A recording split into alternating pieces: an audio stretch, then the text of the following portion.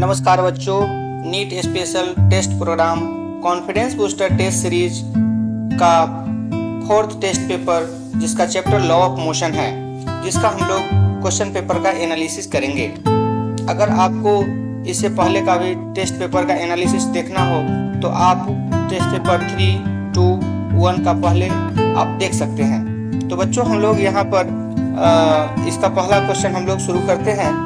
इसमें है कि A body of mass 2 kg is moving with velocity 10 metre पर सेकेंड, देन काइनेटिक एनर्जी।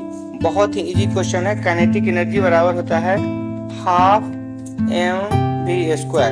तो यहाँ से आप जो है वैल्यू पुट करेंगे, आंसर मिलेगा 2 kg इंटू आपको कितना 10 मीटर पर सेकेंड का होल स्क्वायर। तो यहाँ से हमारे पास क्या हो जाएगा, 2 से 2 खत्म हो गया, यानी कि 100 जूल हो गया, यानी कि बी आंसर हो गया।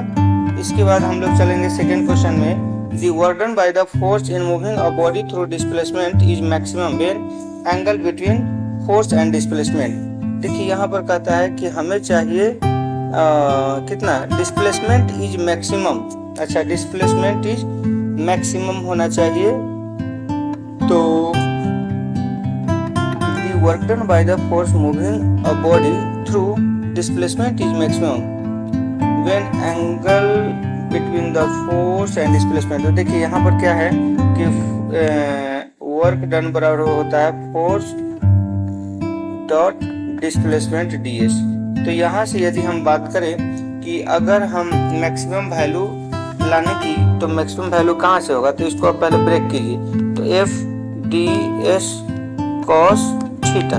तो यहाँ से क्या हो जाएगा, यहाँ से हमारे पास अगर मैक्सिमम वैल्यू चाहिए तो इसका वैल्यू 1 आना चाहिए, और अगर इसका वैल्यू 1 होगा तो cos थीटा का वैल्यू 1 तभी होगा जब एंगल हमारा 0 डिग्री होगा, है ना, यानी कि ऑप्शन ए हो जाएगा। इसके बाद तीसरा पे हम लोग चलेंगे। दी फोर्स ऑफ 20 न्यूटन, यानी फोर्स दिया हुआ है आपको 20 newton act on a body and produce a displacement 5 metre, यानी डिस्प्लेसमेंट आपको 5 मीटर है। कहता है वर्क डन, तो वर्क बराबर सिंपली 20 इंटू 5 बराबर 100 जूल, यानी कि डी हो जाएगा। अब यहाँ से हम लोग चलेंगे। A man carries a suitcase while walking on a horizontal road. The work done by the man on the suitcase is. मतलब एक मैन है जो कि सूटकेस को पैदल कैरी कर रहा है हॉरिजॉन्टल रोड पे, है ना। मतलब ये कुछ ऐसा हम लोग यहाँ से दिखा सकते हैं।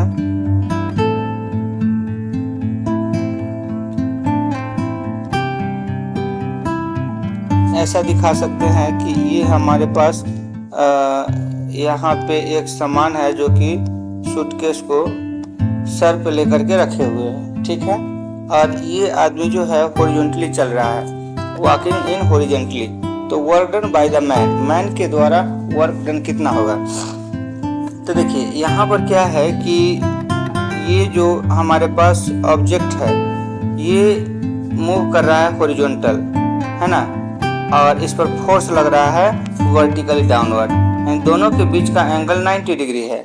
इस कारण से यहाँ पर वर्क डन बराबर फोर्स इंटू डिस्प्लेसमेंट, तो force dot D into cos 90 degree, यानी कि फाइनली हमारे पास इसका जो वर्क डन होगा क्या हो जाएगा, मैन के द्वारा 0 हो जाएगा, यानी कि ऑप्शन सी आंसर हो जाएगा, ठीक है। इसके बाद यहाँ पर कहता है कि potential energy of a body depends on. Potential energy क्या होता है, U बराबर mgh। तो यहाँ से मास और हाइट दोनों पे डिपेंड करता है, यानी कि मास और हाइट बोथ। इसके बाद यहाँ पर है कि a body is dropped from height just before hitting the ground. Its kinetic energy becomes 0 maximum equal to half potential energy constant।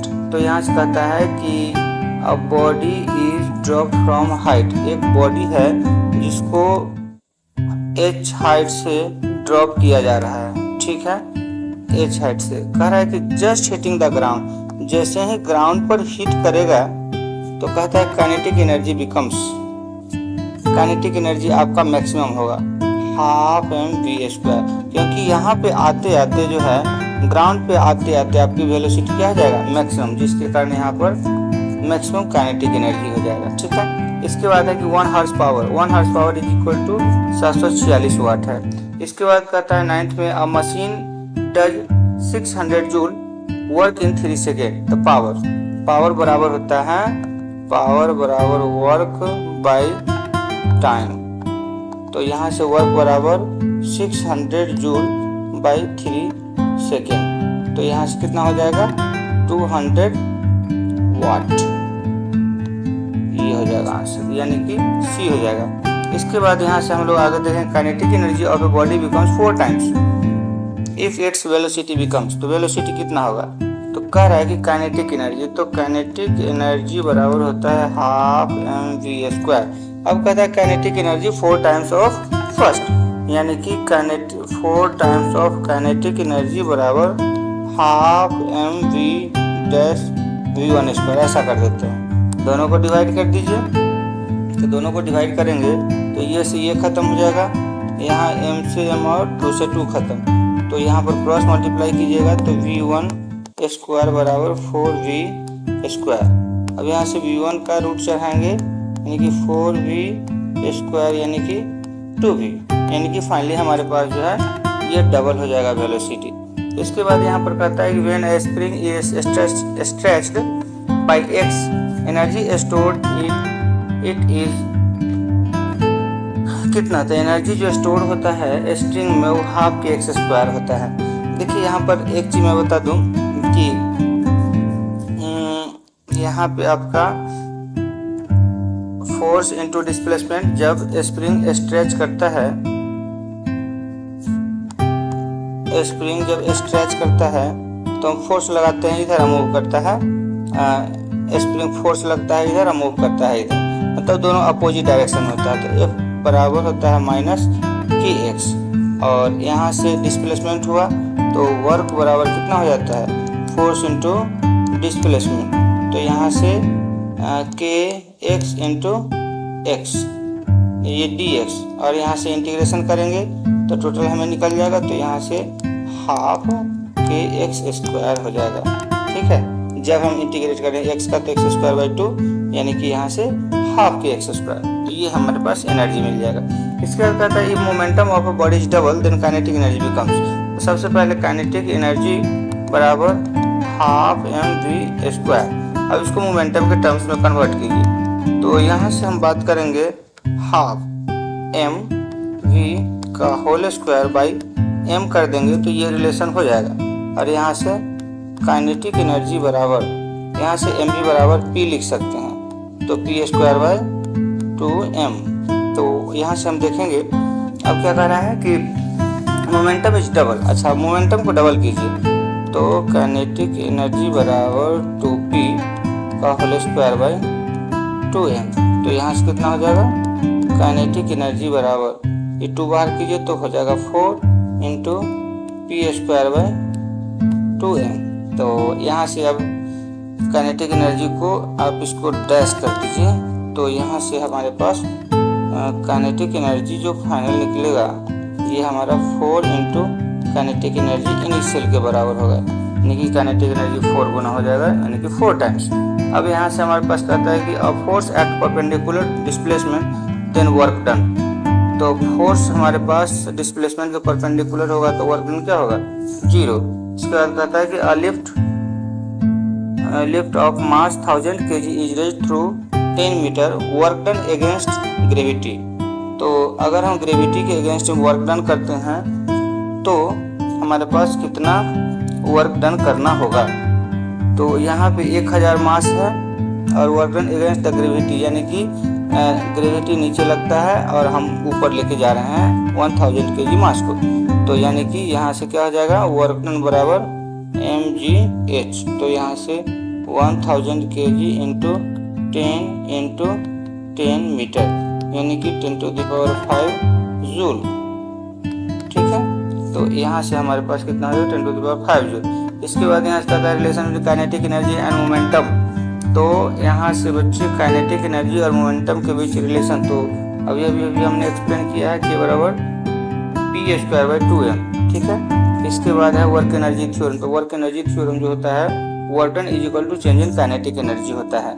इसके बाद है कि a body moving with constant velocity on a frictionless surface has constant kinetic energy, increasing kinetic energy, zero kinetic energy, infinite kinetic energy. तो body move with constant velocity, अगर constant velocity से move कर रहा है on a frictionless surface पर, तो इसका मतलब है कि काइनेटिक एनर्जी उसको कांस्टेंट मिल रहा है, ठीक है। इसके बाद यहाँ पर है कि the efficiency of machine is always, किसी मशीन की एफिशिएंसी कितना होगा 100%, ग्रेटर देन 100% कभी नहीं हो सकता है। जितना खाएंगे उससे ज़्यादा थोड़े ही निकाल देंगे, इक्वल भी नहीं हो सकता है, कुछ तो लॉस होता है ना। तो लेस देन और equal to, always zero, less than वाला केस हो सकता है, ठीक है।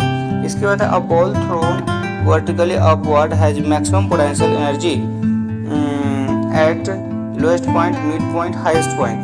तो जब पोटेंशियल एनर्जी की बात करेंगे तो ये हाइट पर काम करता है, यानी कि जितना हाइट पर जाएगा उतना ही हमारे पास पोटेंशियल एनर्जी बनेगा, mgh।